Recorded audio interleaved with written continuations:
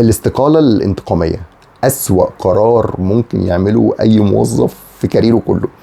ان انا استقيل من شركة علشان خاطر انتقم منهم، انتقم من الشركة دي، انتقم من مديري، انتقم من اي حد جوه الشركة.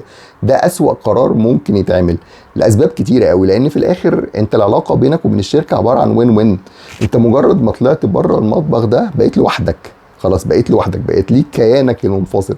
فلما تيجي تحسبها كويس قوي، لو انت استقلت النهارده من غير بلان، من غير ما يكون عندك بلان بي، اللي انت هتروح تشتغل في مكان معين، هتعمل بيزنس خاص، عندك سيفنج، هتقعد فتره، لو ما عندكش البلان دي واستقلت بقرار انفعالي، استقاله انتقاميه، انت كده بتنتقم من نفسك، انت كده بتعاقب نفسك. لان تاني يوم على طول هتكتشف حاجه بقى مفاجاه بالنسبه لك، اللي انت ما عندكش انكم، واللي انت بيتك اتاثر وحياتك اتاثرت بسبب اللي انت خدت قرار انفعالي متسرع.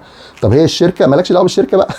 الشركه عانت، الشركه قفلت، الشركه كبرت، الشركه انت مالك طب الشركه يا سيدي ولعت بعد انت ما مشيت بسبب الخساره العظيمه اللي انت بسبب مشيانك، بس في الاخر انت ما استفدتش حاجه. طب الشركه خسرت، الشركه قفلت، بس انا في الاخر الانكم بتاعي خلص برضو ووقف.